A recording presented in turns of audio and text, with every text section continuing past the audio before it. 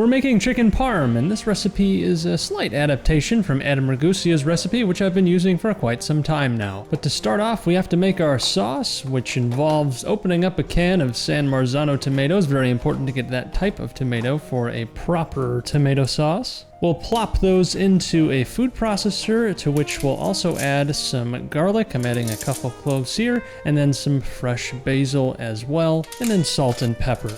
We'll blend that all together, and I try to see that the garlic chunks are chopped into manageable sized pieces and aren't massive hunks of garlic swimming around. But once that's all blended together, we're gonna move it into a pan to start cooking the sauce down. Don't be afraid to use a little bit of water to rinse out the good stuff and add it to the pan. We'll add some olive oil to it while we're at it. I'm stirring to more evenly distribute the olive oil so that can get infused into the sauce as it cooks down. And you don't want to let this get to too hard of a boil. You really just want to bring it up to temperature and then kind of leave it at a simmer for a while. You'd hate to burn your sauce. Just be sure to stir occasionally. But now it's time to get started with our chicken parm breading. We'll start by grating a bunch of Parmesan, yes, freshly grated Parmesan, none of that pre-shredded stuff. Alternatively, you can use pecorino here, but then it really wouldn't be chicken parm, now would it? Though I have used both before, and both taste good. And once we have a nice pile going, this will be around for 4 portions, we'll then add some breadcrumbs to the mix. These are Panko breadcrumbs, which are noticeably crispier than regular breadcrumbs. And then we'll add a little bit of salt and pepper just to keep things interesting. Mix it up and there's your chicken parm breading. We'll set that aside and then get a pot of water boiling, which we will salt liberally since that will add some taste to the pasta, and we'll use some of that pasta water later on, so you want it to taste like something. We'll give a quick stir to our sauce while we're at it.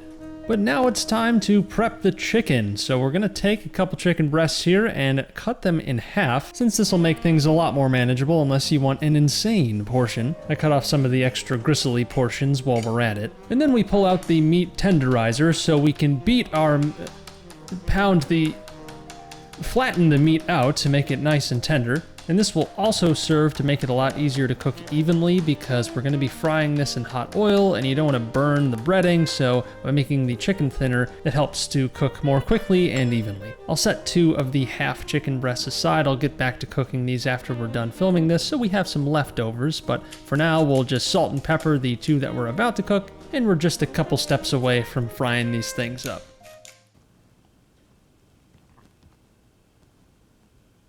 Oh hi! Didn't see you there. Be sure to subscribe to the channel if you haven't already, and hit the bell icon so you don't miss future notifications. That's all I had to say. Let's get back to it. Now it's time to get our breading station ready to go. We already have our cheesy breadcrumbs, but we also need to add some flour to a separate dish, and then we'll also beat a couple of eggs in yet another separate dish, and then we'll have all of the elements we need to start breading the chicken. Meanwhile, the sauce is just about done, so I'm moving it towards a smaller burner because we're going to need that bigger burner for the chicken. I'll finish beating the eggs and bring the chicken on over. Now into a large pan. I'm actually using a wok here since it's one of my largest pans and has higher walls, which will be better for splashing, that is, preventing splashing oil from getting everywhere. I'll add some olive oil to that pan, which should be plenty to do a nice shallow fry in. At the same time, our water is now boiling, so we'll drop our pasta into that. I didn't end up making fresh pasta this time around, so maybe next year. I'll make sure to twist it into the water using a pair of tongs, and also try to stir it up a bit to make sure the ends of the pasta don't stick together. Now I've got to move pretty fast to make sure my oil doesn't start burning, and to check on that I can just throw a little piece of breadcrumb or cheese into it to see if it starts burning really quickly. That's a good way to kind of gauge your temperature without a thermometer.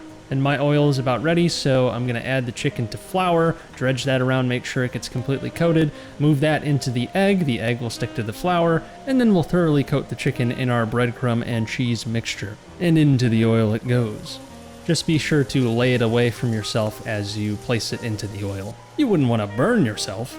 We'll do the exact same thing with the other piece of chicken, adding it to the flour, egg, and then breadcrumb mixture. and then we'll drop that one in. It should only take a few minutes before you flip these things. Just keep an eye on your oil temperature, making sure you're not burning anything. But I took a peek at the one side and it was looking nice and golden brown, so I flipped it over. And the other piece needs another minute or so. So during that time, I'm gonna move my pasta into the sauce so I can start getting that combined together. I'll make sure to bring over some pasta water as well to help emulsify the sauce and pasta together. After that, I'll flip over the other piece of chicken, which is a little bit more well done than the other one, but still totally doing all right.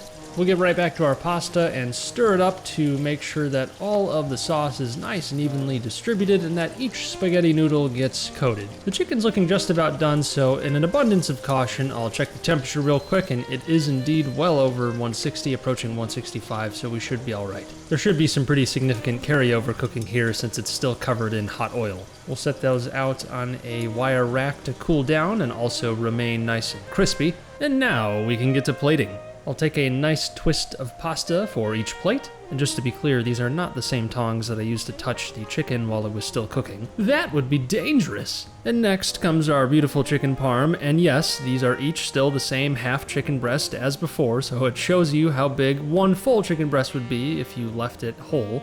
And at this point, I realized that I completely forgot a veggie, so we're gonna go ahead and add some basil and call that our green on the plate, and you'll just take my word for it, we did eat some leftover broccoli that we had from a previous meal. I do not advocate for skipping out on all vegetables, but the tomato sauce has tomatoes, so we're basically having a salad anyways. I'll add a few twists of pepper, as well as a generous sprinkling of Parmesan cheese. And at this point, I'll explain that I am also in the Adam Ragusea camp when it comes to not doing a mozzarella bake over your chicken, but you certainly can do that for, I guess, what would be a more traditional chicken parm. Probably won't be as crispy, but it's cheese, so, you know. But I mean, come on, look at these things. You're not gonna go wrong without the mozzarella. I then escort the plate over to the dining room where I hand it to my beautiful wife. Oh, just look how excited she is. Here's a crispiness check. And you know what? It was really good.